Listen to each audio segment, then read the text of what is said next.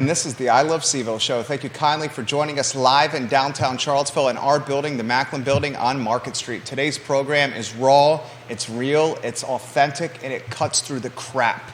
I'm so excited to connect with you through this platform. Live on every social platform known to mankind. The show archived everywhere, including ilovecville.com.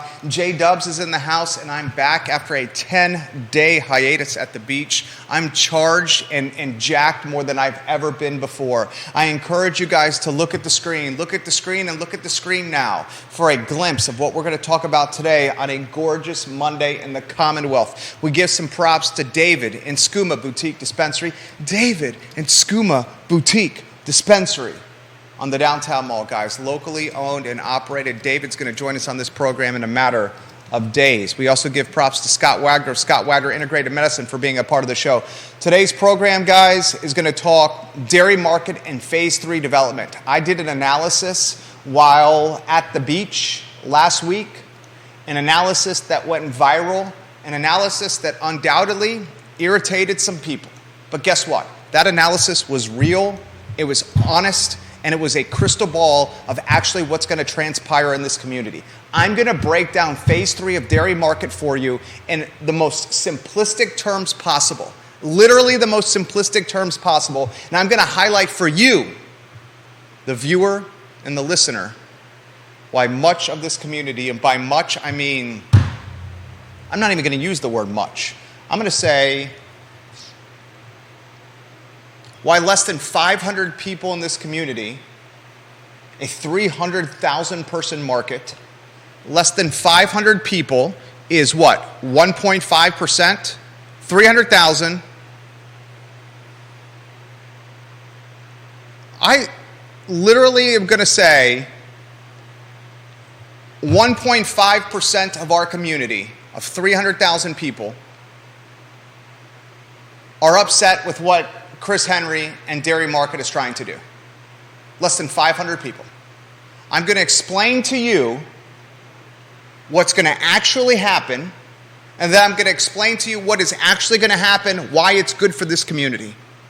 Today we're also going to talk about Allison Spillman's fundraiser. She's featuring Tim Kaine's wife at a fundraiser at Greencroft. Hey, I thought school board races were supposed to be apolitical. I didn't think school board races were supposed to be tied to Democrats and Republicans. That's what Allison Spillman's been talking about when it comes to Dr. Meg Bryce. Allison Spillman and Dr. Meg Bryce are running for the at-large seat for the Albemarle County School Board. Allison Spillman on one day is saying Dr. Meg Bryce is a conservative Republican towing the company line of her father, the late Supreme Court Justice. And then on the other day, on the other side of her mouth, she's hosting a fundraiser with the Honorable Ann Holton, who, if you do a little research, is the wife of Tim Kaine. What's that called? It starts with an H. I'll give you a hint. We're also going to talk school buses and school bus drivers. Yet again, for a third straight school year, Albemarle County students will be arriving to school after the first period has already completed or transpired. And those same students will be arriving home from school, all on a school bus, hours later than they're supposed to be. And the students that are being impacted by this are those living on the financial margin with parents that work jobs, long hours, or those that cannot afford transportation or to drive their kids to and from school their own. We'll break that down on today's program. I'm going to talk the daily progress. I have postmen and postwomen all over Central Virginia direct messaging me. I'm literally talking nearly 24 postmen and postwomen have DM'd me, texted me, emailed me, voice messaged me in some capacity because they said they are feeling the wrath of people in this community for delivering their newspaper late. And these same postmen and postwomen are saying, Jerry, it's not our fault.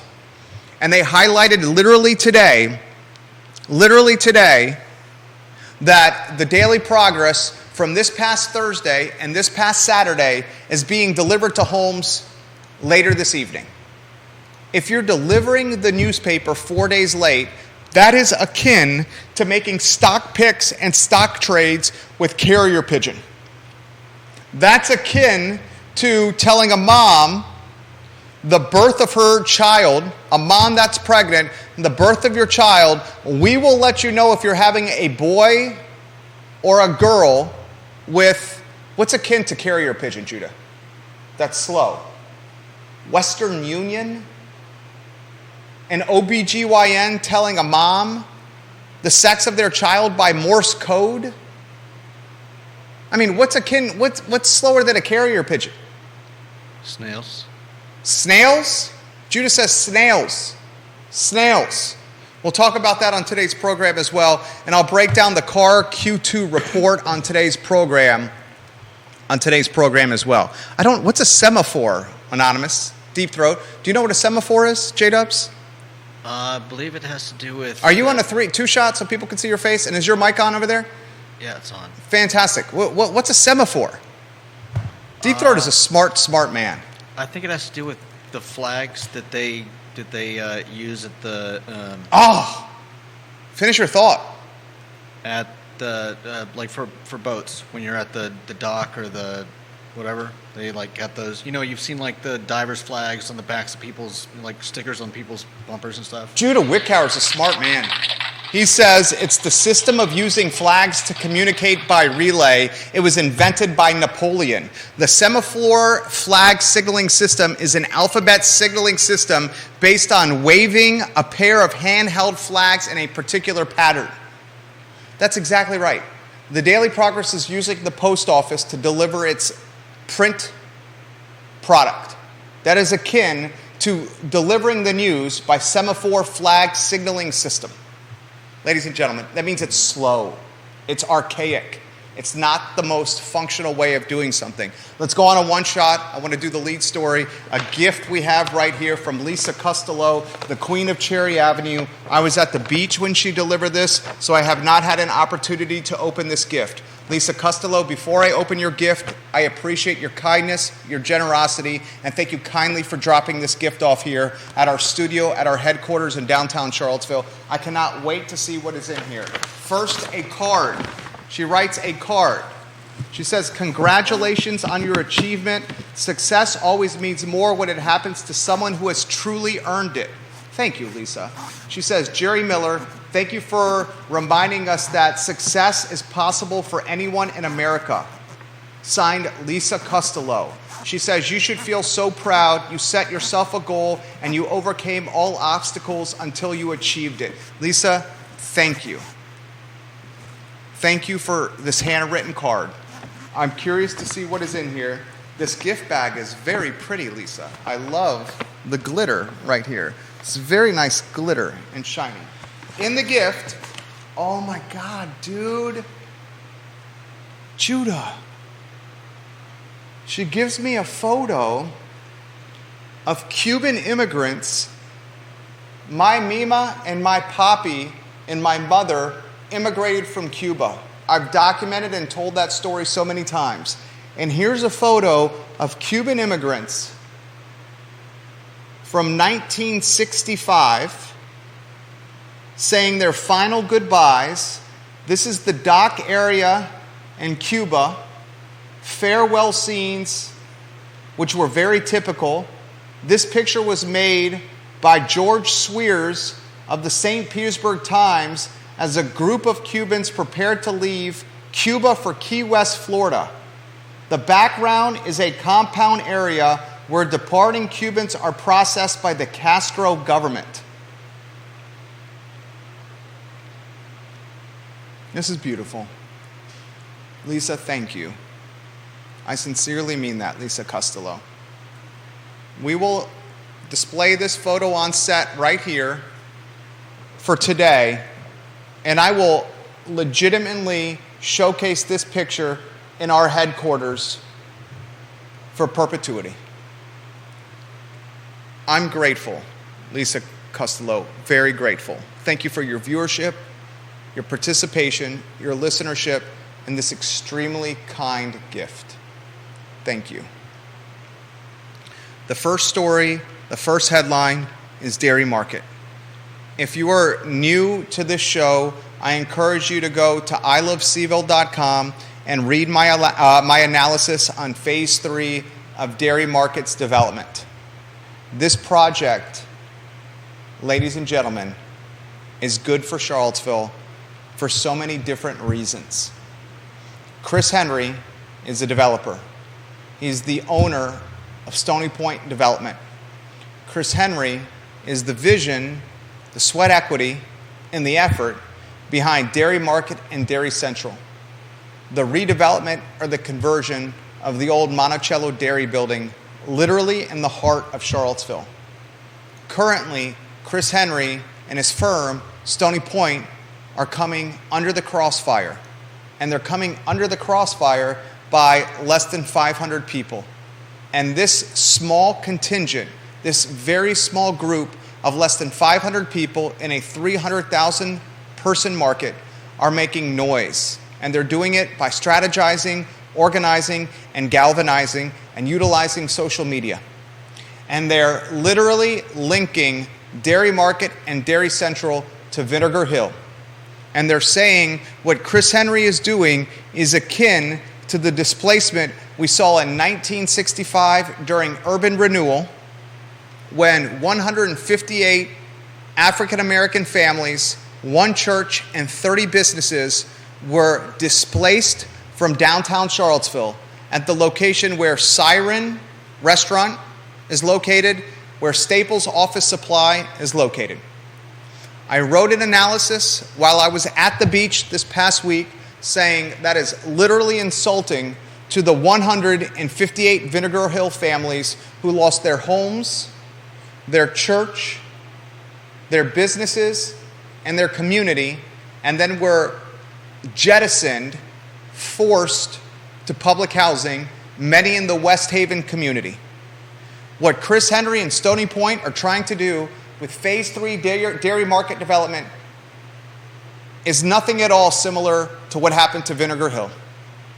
Chris Henry is taking asphalt parking lots and antiquated buildings and building roughly 400 apartments, which would house roughly 600 Charlottesvillians.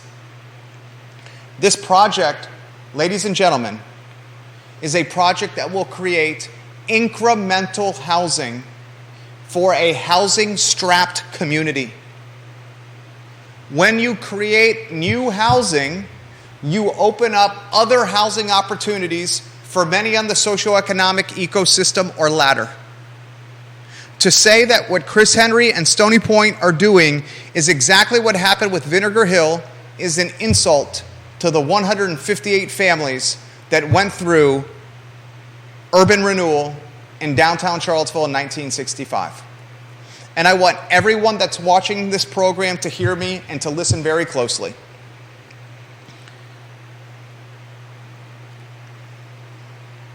Chris Henry and Stony Point are going to be able to do this when the new upzoning is approved. And we're a couple of months, if not shorter, from that happening. Michael Kaine, a current city councilor, after I did my analysis, and Michael Kaine, are you watching right now? Michael Kaine, you watching right now, dog? Let me know if you're watching right now, City Councilor Kaine. After I did my analysis on Dairy Market, he responded to mine with a similar analysis on his page. And the most important aspect of Michael Kaine's analysis is the following paragraph that I'm going to read verbatim to you. Quote, this is literally from Michael Kaine and his Facebook page. Quote, finally, under our draft zoning proposal, Preston Avenue is zoned CX5 and CX8. This means developers can build by right up to 7 and 10 stories, meaning this Dairy Market project can happen without any vote needed by City Council or Planning Commission. I need to be frank and straightforward with you here. And the 500 people in this community aren't going to like to hear this. But the reason you watch this program is because I am unabashed and I never seek approval and I am true to myself. And I know what I'm saying is the truth. the same 500 people that are attacking Chris Henry and Dairy Market are the contingent that pushed upzoning and rezoning to this point. And the 500 people that are against Dairy Market and Chris Henry right now are the ones that have been championing and celebrating and driving the momentum behind more density in our 10.2 square mile city. These folks cannot say, we want housing on Park Street, density in North Downtown, ADUs and upzoning in Belmont, ADUs and upzoning on Rugby, more density in Greenbrier, more density in white, affluent, single-family, detached neighborhoods, and also be against density on Preston Avenue next to 10th and Page in a historically African-American community. Because that, ladies and gentlemen, is the quintessential definition of hypocrisy. We do not get to cherry pick where upzoning happens. Upzoning is not only going to happen in Greenbrier. Upzoning is not only going to happen in Rugby. Upzoning is not only going to happen in North Downtown and Belmont. Upzoning is not only going to happen around the downtown mall. It's going to happen on Cherry Avenue. It's going to happen in the Prospect neighborhood. It's going to happen in the Star Hill neighborhood. And it's going to happen on 10th and Page. And you need to hear what I'm saying.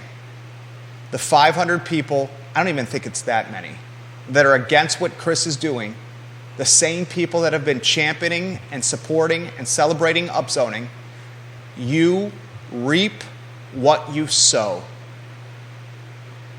This is the collateral damage of what you have been pushing for the last 2, 3, 4 years.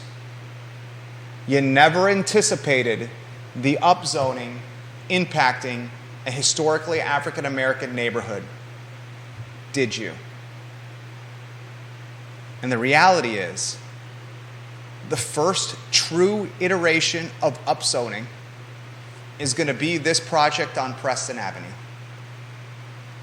And Chris, he went to a church on Preston to listen to you. And he is a guy that listens to learn. But the reality is, he can wait 60 days and do this project by right without your input. And that's me cutting through the bullshit. Chris is going to take asphalt parking lots and broken down buildings and build 400 apartments that will be home to, on average, 1.5 people per apartment, or 600 people in totality. And those 600 people that live in those 400 units, they will have housing in the heart of Charlottesville, and they will choose to live there because of its walkability, its livability, and they will live there instead of cannibalizing or taking up housing elsewhere. And that will free up or take economic, financial pressure, value pressure off other housing units in Charlottesville City. And that's how it works. But why 500 people, I don't even think it's that many, are so up in arms about what's happening is because they never anticipated it happening next to them. They always anticipated, or they expected it to happen in single-family detached, affluent and white neighborhoods. And it very well could happen there. But the first iteration of upzoning and the collateral damage of it is going to be right next to 10th and Page. Mark it down. And Chris, to his credit, is going to potentially offer the laundromat that everyone's voicing their opinion about where's the neighborhood going to do their laundry if Preston Sudds is demolished? When Preston Sudds is demolished, he's going to offer a storefront unit in this mixed-use 400-unit apartment development to Preston Sudds or a similar laundromat. Because Chris knows how to play the political game.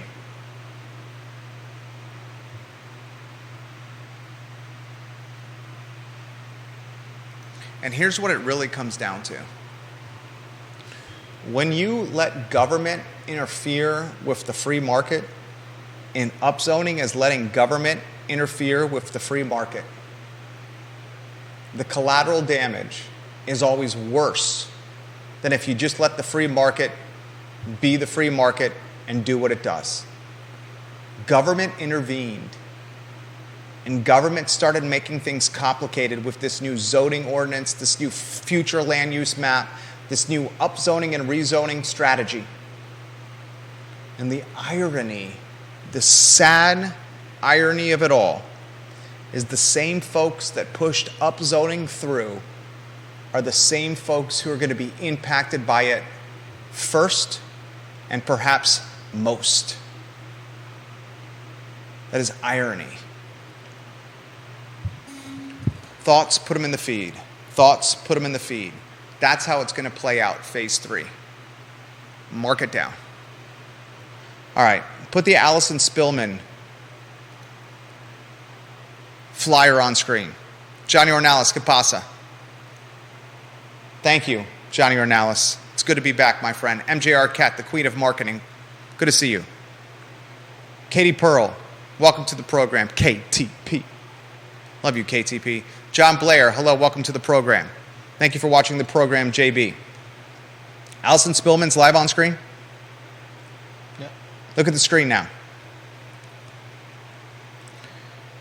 Look, Allison Spillman and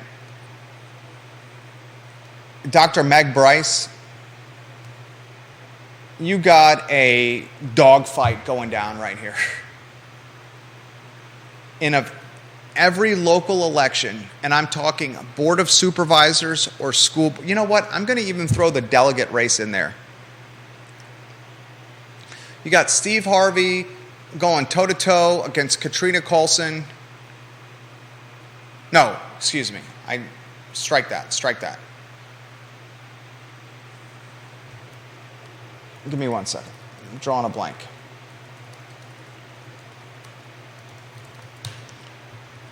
Steve Harvey is running right now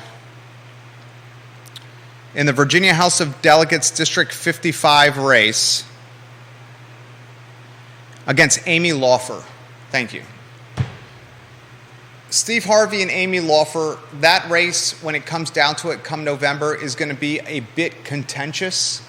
But the reality is Amy Laufer is going to have minimum, and I want you to mark this down, 85%, maybe 90% of the vote. She's going to crush this election. It's not going to be close. The most beef-oriented, contentious local election is going to be Dr. Meg Bryce against Allison Spillman. Allison Spillman against Dr. Meg Bryce. Maybe TJ Fatally and B. Lepisto Kirtley could be a little contentious, a little beef-oriented, could be a little brouhaha, but I don't see it being too much of a soap opera. I think Bryce and Spillman is already showing many soap opera tendencies.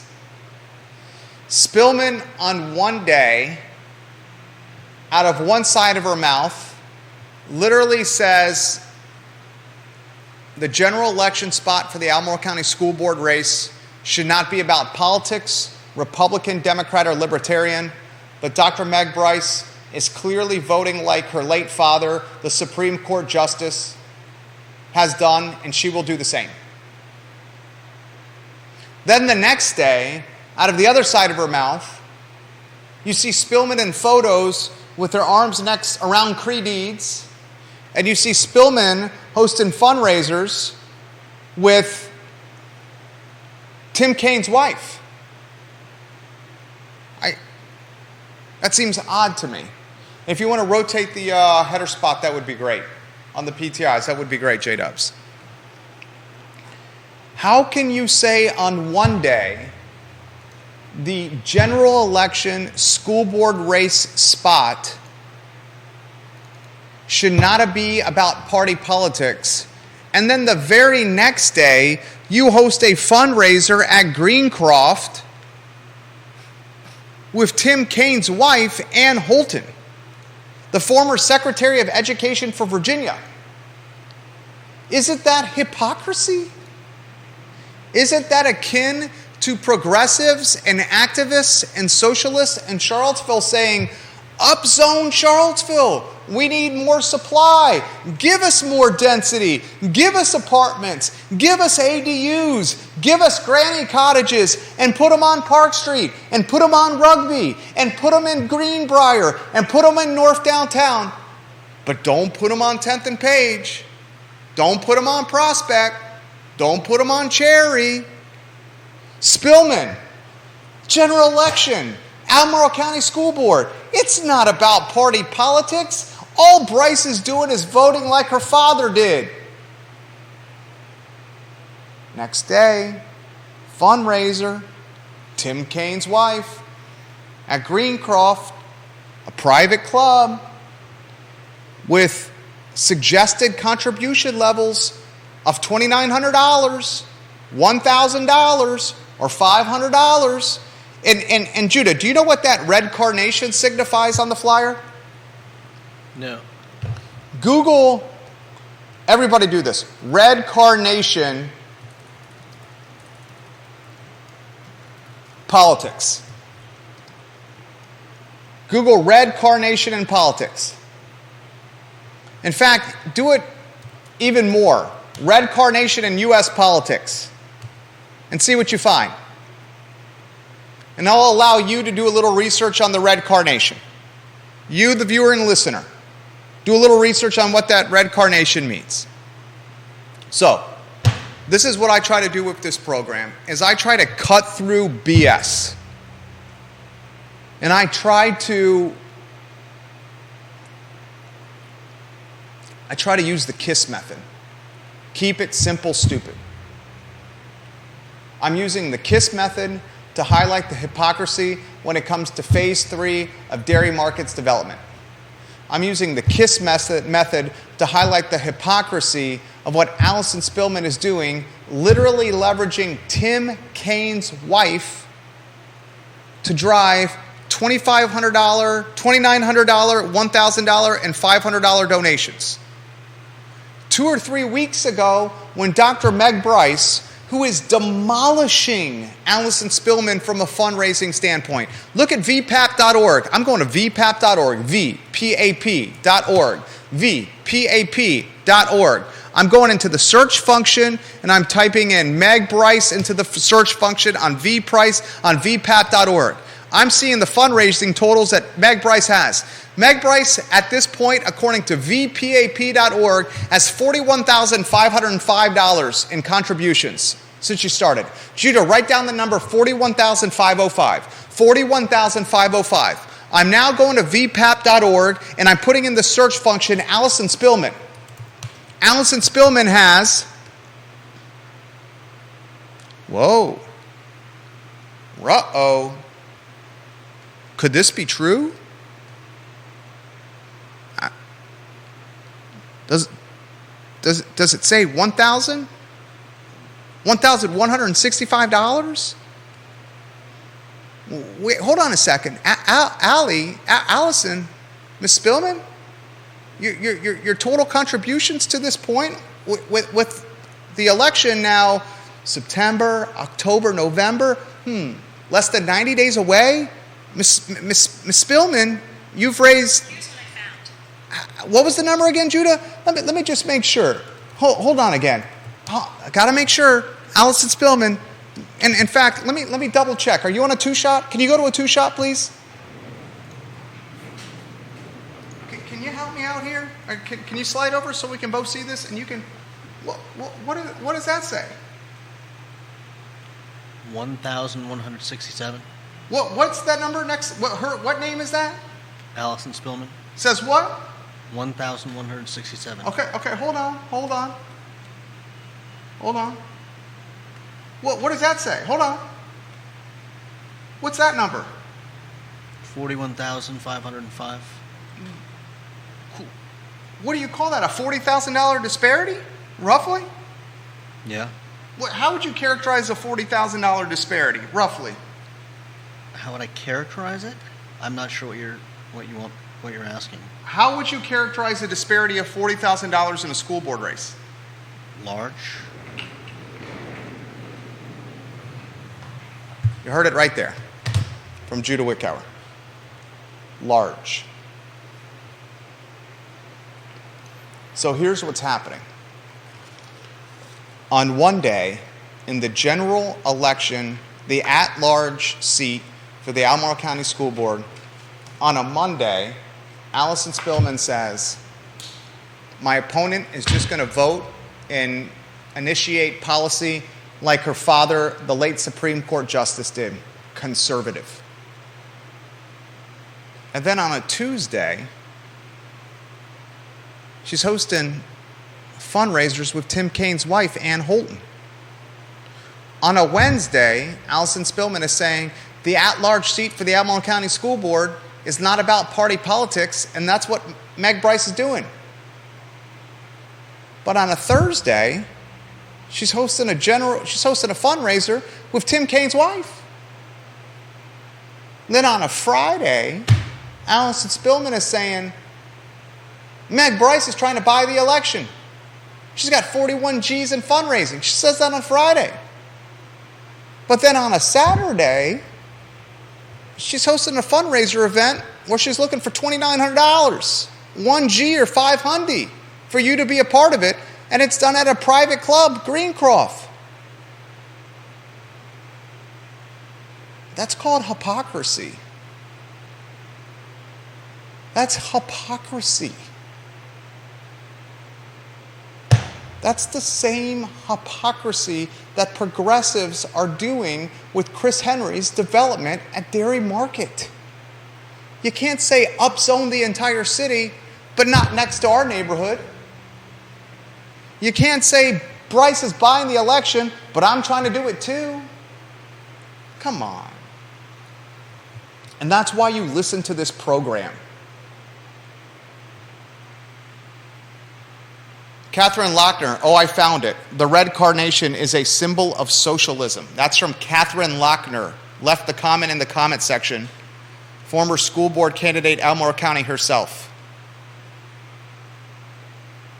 Chad Wood says, don't forget the picnic with the Albemarle Democrats when it comes to Spillman. You watch and listen because I don't bullshit you.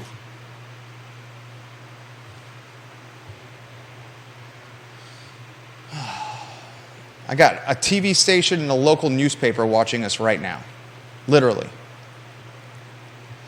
John Blair leaves this comment. The entire idea of a school board being separate from the local governing body was literally because people in New England, where the idea of school board originated in America, believed that politics should never enter the education. Thank you for leaving this comment, John Blair. I'm giving you some props right now. Thank you for leaving this comment, my friend. Oh. Catherine Lochner, I'm responding to your comment. Catherine, thank you for leaving this comment. All right. I got to get to Albemarle County, man. I'm going to continue with the Albemarle County chitter chatter. An email was sent to parents, J-Dubs. J-Dubs, let's go to a two-shot. Let's get you in the mix. I've missed talking to you. I'm sure you've missed talking to me as much as I've missed talking to you. Mm-hmm. I get this email from, I don't know, like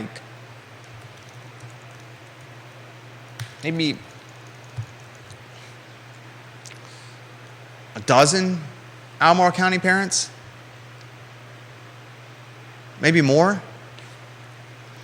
One particular parent, Mr. McAdams, he says this to me, Jerry. He says the Albemarle County school budget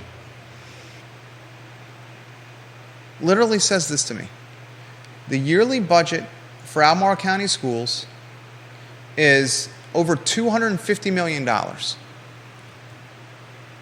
Yet my kids who live in the Blenheim area of Albemarle County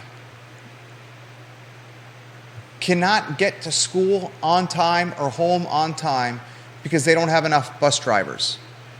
Here's what the email says. Despite our ongoing improvement efforts, we regret that we will be unable to provide bus transportation to every student in our school system who needs it. If you registered for transportation and were unable to assign your child to a bus route, we will notify you by or before August 7th. That's today. For 3 years. 3 years.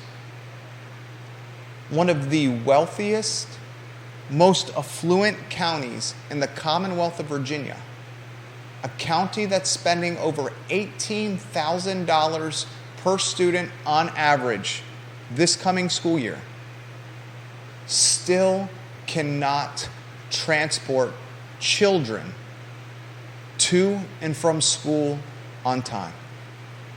And you know what is horribly unfortunate? The children of working class families, families whose moms and moms, dads and dads, moms and dads, whatever the iteration is, have to go and punch a clock. They're the families that suffer the most from this travesty. Albemarle County is reinforcing, driving momentum behind the class system. Because the students, the kids, the babies, the bambinos, the children of working class families are literally missing an entire period. They're getting home late and unable to do their homework on time because they're stuck in a yellow tin can or unable to even ride the bus altogether. And you know what the most ridiculous thing is? And then you jump in here. Albemarle County literally sends this message. Are you ready for this? We've expanded walking zones at 4 schools and created new walking zones at 5 other schools. It's one thing to have walking zones or the walking bus in the city of Charlottesville when the schools and the houses are closely aligned from a location standpoint. How the HE double hockey sticks will a kid in Blenheim or a kid in Greenwood walk to school? How is a kid from a working class family in Keswick, and I'm telling you right now, they're working class families in Keswick. It's not just estates in Glenmore.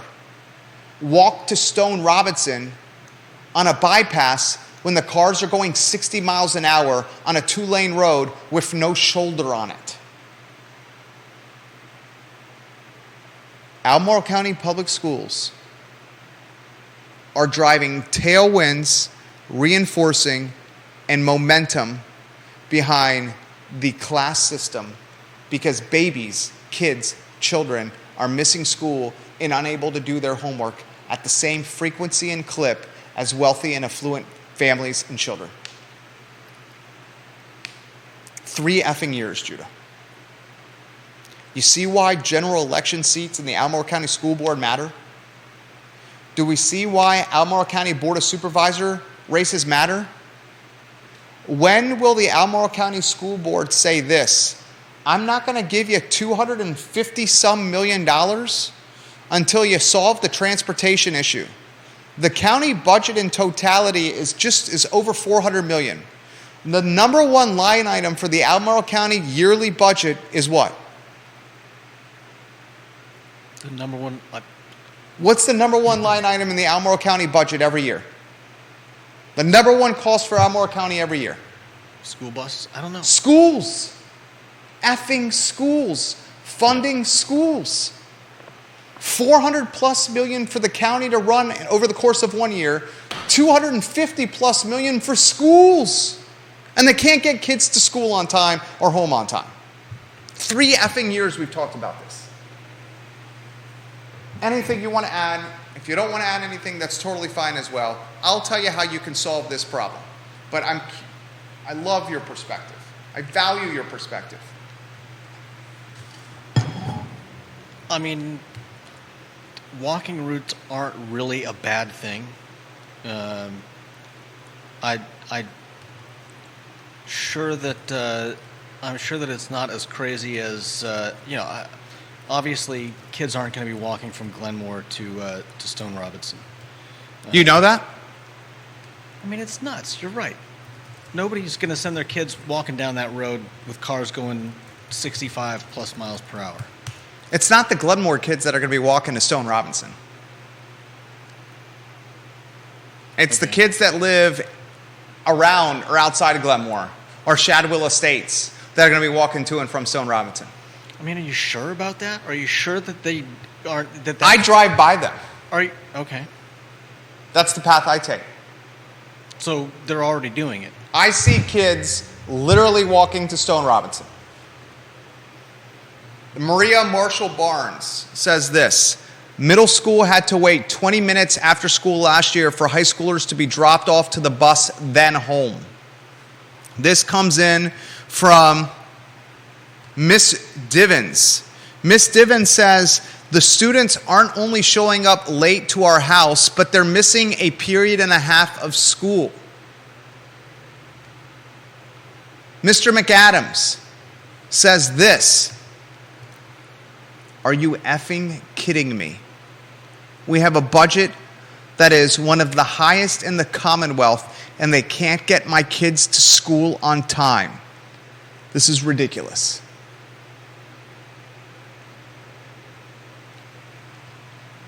Here's how you solve it. You want to know how you solve this? You don't solve it at the school board level. You solve it at the Board of Supervisor level. And would this create political outcry? Hell yeah, it would. But the Albemarle County Board of Supervisors should say to the Albemarle County School Board, I am not going to give you a dime of the money you need for this school until you solve this problem yesterday. The school board gets $250 plus million a year from the Board of Supervisors. That's the extent of the influence the Board of Supervisors has. And when the Board of Supervisors before it funnels $250 plus effing dollars to the school board, it should say, this money is going to be held in an escrow account right here. And until you solve the transportation problem, you ain't getting the money. That would create entrepreneurial thinking and a sense of immediacy from Superintendent Dr. Matthew Haas and the Albemarle County School Board. Immediate results would happen at that point. Dylan's Rule, thanks for the retweet on Twitter. 2 TV stations watching the program literally as I'm talking right now. Catherine Lochner, that's a hell of an idea. She says, maybe you consider school bus driving to not be a part-time job anymore. Maybe it should be reconsidered or reclassified as a full-time job. Excellent comment. Bus drivers are expected to drive kids to school, which means they wake up at 4:30 a.m. And when they drop them off at school, they go off the clock. And then they go back on the clock in the early afternoon to drive kids home. What the hell is a bus driver going to do from 7:45 or 8 in the morning until 1:30 or 2 p.m.? Play pickup sticks? Do you think a bunch of bus drivers are getting together and playing Spit? Remember the card game Spit, Judah? Vaguely. Remember pickup sticks, Judah? Yep. Remember marbles, Judah? Remember Game Boys, Judah? Do you think the school bus drivers are playing Pokemon? Or pickup sticks? at the, where would they be doing this in Albemarle County? Where would they be playing pickup sticks and Pokemon and Game Boy and marbles and darts in Albemarle County?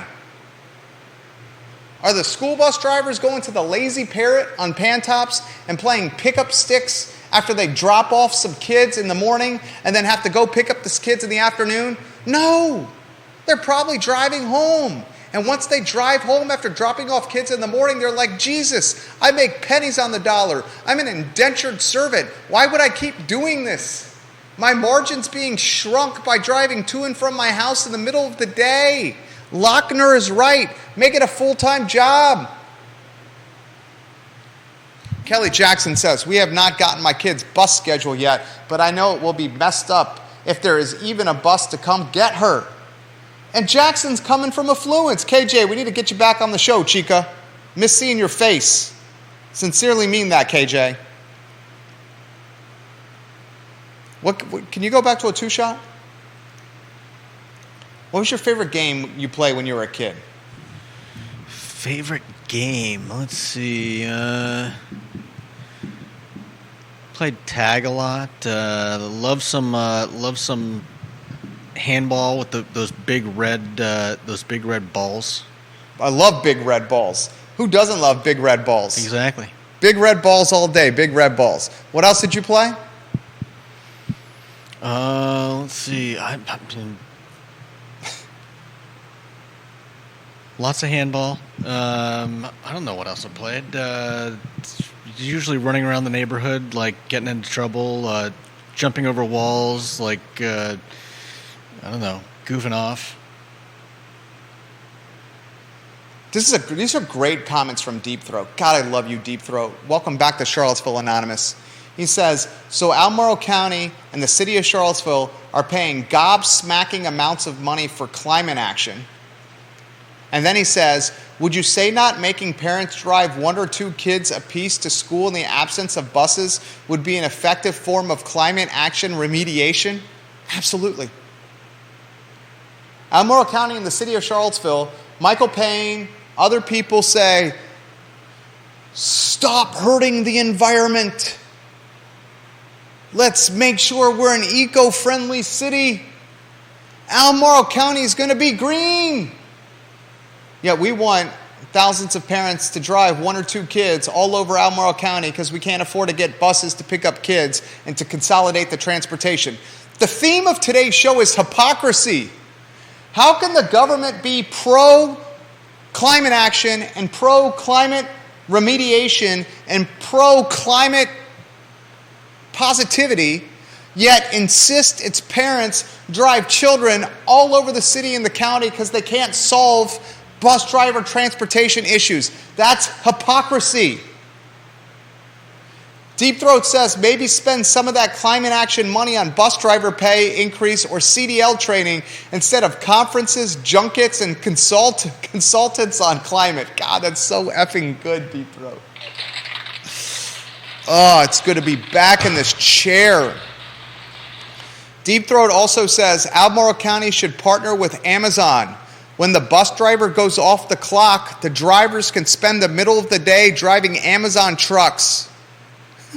But seriously, short hours and or seasonal work is tricky to make up an ad. The problem is we are running our local governments with the mindset of bureaucrats. Supervisors, take the money, put it in an escrow account, and don't allocate it to the school board and Dr. Haas until there is a solution. And then watch as that forces entrepreneurial and innovative thinking. Kelly Jackson, absolutely. This is something we've covered on previous shows. Effing Andre Xavier and John Craig do this. Take your buses, your hop-on buses that are sitting in empty parking lots during the week and transport kids at $100 a kid. Jason Howard on Rio Road. Look at the county job site. It says there are some full-time bus spots, some part-time morning only, some part-time evenings only. $21 to $38 an hour based on CDL experience. $21 an hour starting may not be a competing starting wage given the demand for CDL holders and the expense incurred getting your CDL. That's the problem. Getting your CDL is hard as F. It's not easy. An experienced CDL driver can make a lot more than 38 bones an hour driving a truck for a beer distributor. Ridiculous.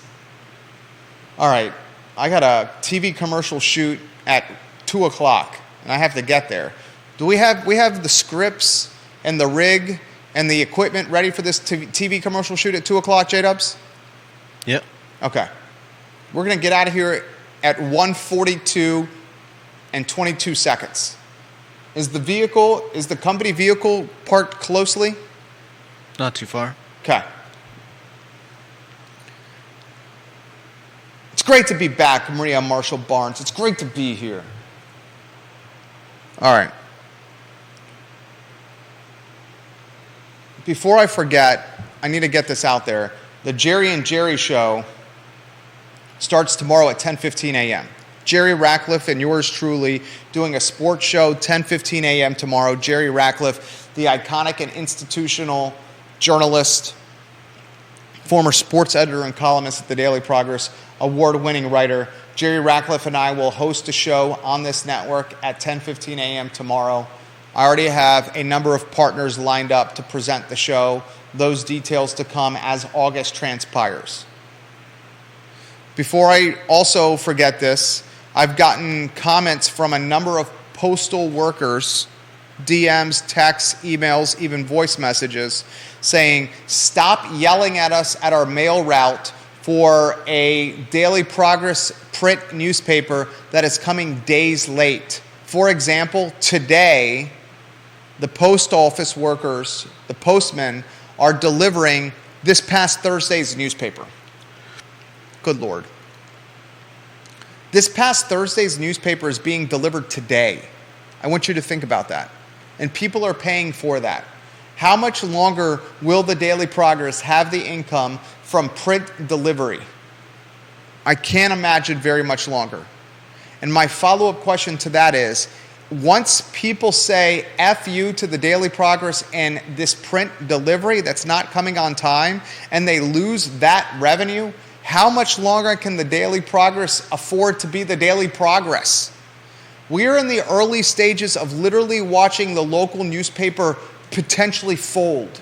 And John Blair and I have talked about this on social channels. John, you and I are both in agreement here. JB, are you still watching this program? John Blair.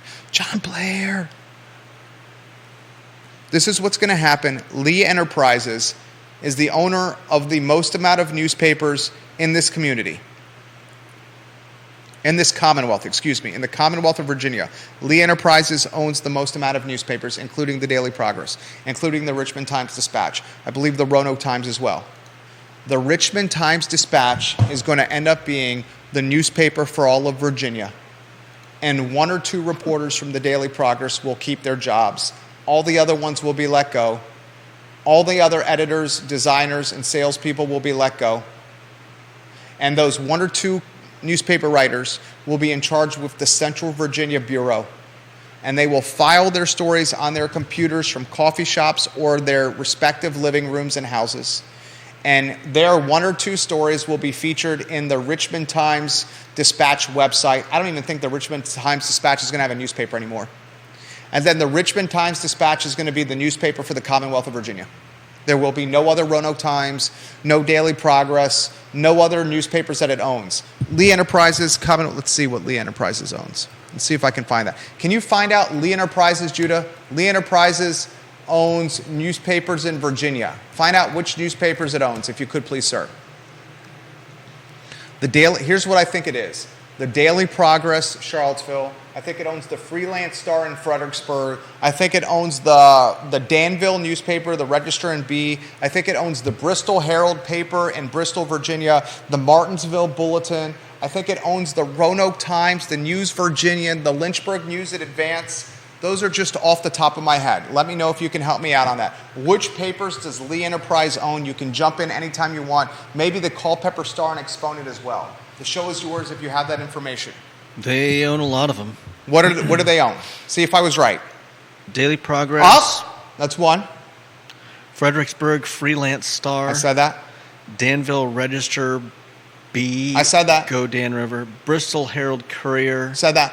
Martinsville Bulletin. Said that. Lynchburg News and Advance. Said that. The News Virginian. Said that. Richmond Times Dispatch. Said that. Roanoke Times. Said that. Culpeper Star Exponent. Said that. SWVA Today. I didn't say that. I did not say that. Franklin News Post. What was the last one? Franklin News Post. Okay. So how many newspapers is that? Is that 12 they own? Yep. Just off the top of my head, is that 12? That's 12 in Virginia. Lee Enterprises owns 12 effing newspapers in Virginia. You are literally seeing a company and Lee Enterprises crush local news. And they're going to consolidate it into their flagship paper, the Richmond Times Dispatch. Folks are going to lose their job except one or two in each market, and those one or two are going to be the bureau for that respective market, filing stories each day. And then they're going to have a sales team sell the Commonwealth of Virginia. And just like that, you will see local news eviscerated. Literally eviscerated. It's going to prioritize and value the I Love CVille show and the I Love CVille Network even more.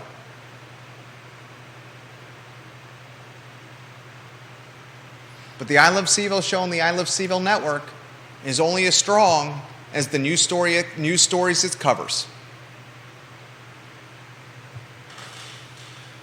Oh, God. All right. We have 11 minutes here. Judah Wickower. Make sure you're rotating that spot over there, please, sir. All right, let's get to the CAR Q2 report. CAR is the Charlottesville Area Association of Realtors. The Charlottesville Area Association of Realtors released its report for the second quarter last week. The second quarter is January, February, March. The second quarter is April, May, June. So the Charlottesville Area Association of Realtors released the report for April, May, and June. April, May, and June. June, April, May. April, May, and June.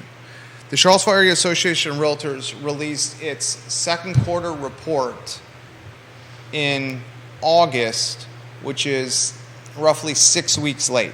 Now, the Charlottesville Area Association of Realtors is reliant upon Virginia Realtors for the data. So I'm saying this is not the fault of the Charlottesville Area Association of Realtors. This is data being assessed and analyzed by Virginia Realtors in not the timeliest of fashions. What's happening with these reports is the same thing that's happening with local newspapers and the United States Postal Service. Local newspapers are legitimately using the post office to deliver the news, and the news is being delivered in very late fashion. The real estate data is being delivered 6 weeks late into the third quarter, when the data is antiquated and old and meaningless. Very similar things happening there. So, I'm going to try to highlight a couple things here. Judah, can you go to caar.com? And let me know when you're on caar.com. Please, sir. All right. Okay. See how it says CAR 2023 second quarter home sales report now available? Yep. Can you click now available? Tell me when you've clicked now available. All right. Can you go to the... Let's see here. I probably should have told you this in advance. I apologize. Can you go to slide 9 and grab slide 9 so we can show it on screen. Let's see. Slide 9 is this slide right here, this one right here. Thank you, sir. Very grateful. Judah Whitcower is a good man. Thank you, Judah. Let us know when slide 9's on screen. This will take a couple minutes. Slide 9 shows the year-over-year breakdown of Albemarle County, Charlottesville, Fluvanna County, Greene County, Louisa County, and Nelson County. I'm going to do a very thorough analysis of this in written form for you guys to see. Okay? I'm going to offer you my perspective of what's happening for you guys to see in the same way that I analyzed dairy market in Phase 3. I'm going to cut through the BS. I'm going to do it with an analytical lens that's based on data and no BS. As Judah shows that and puts it on screen, how far away are we from the company car, roughly? It's across from the Temple / Truist. Okay, so like a 3-minute walk? Probably not that long, but... Okay, so we're going to have to wrap up here in T-minus 5 minutes. Let me know when that's on screen. Oh, you know what? I told you the wrong slide. Darn it. Did I tell you the wrong slide? I'm screwing you up, Jude. I need slide 12. I'm sorry. Slide 12 is the one that's most important. Slide 12, if you could put that on screen, please, sir. That's my fault. And next time I will get this to you in advance. I sincerely apologize. There are 2 Board of Supervisors and 1 City Councilor watching this program, and a handful of Planning Commissioner members, and a boatload of Realtors, and more business owners and entrepreneurs than I can possibly count watching the show right now. So slide 12 is what I think is the most important slide. Slide 12's on screen? Yeah. Damn, son, that was impressive. Thank you. Look at the screen. Everyone look at the screen. The most important element of slide 12 is at the bottom. Judah, do you see the appreciation for Albemarle County year over year? This is second quarter 2022 for second quarter 2023. What is Albemarle County's appreciation? What's the change? 11%. 11% year over year. What's the change for Charlottesville? 1%? So the city of Charlottesville is what? Flat? Yep. Fluvanna County's 3%. Greene County is minus 1%. Louisa County, nice little uptick, 7%. Nelson County, year over year, home values year over year in Nelson County has dropped 25%. 25% year over year in Nelson County. Think about that. I'm going to break this down even more tomorrow. I'm going to tell you why Nelson County is down 25% year over year tomorrow. I'm going to explain to you why Greene County is down year over year. But I'm going to give you a little teaser right now. Albemarle County jumped 11% because of the following reasons. Upzoning in Charlottesville City.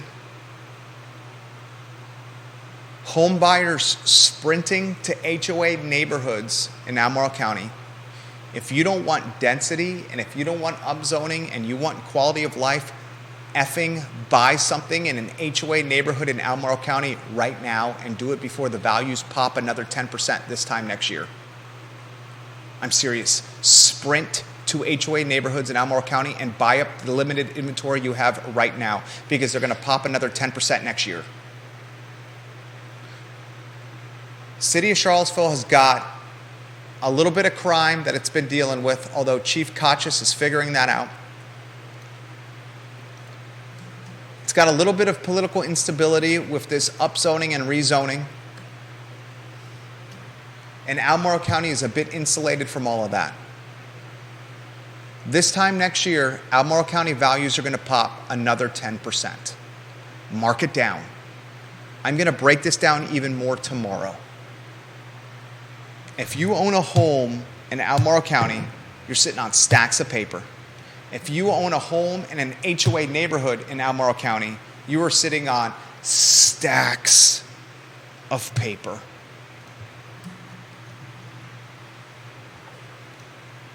I got to go make some TV commercials. Judah Wickower, Jerry Miller, the I Love CVille Show on a Monday. God, it feels good to be back here. It feels so good to be back here. Thank you, Lisa. Cuba. Thank you, Lisa. Cuba.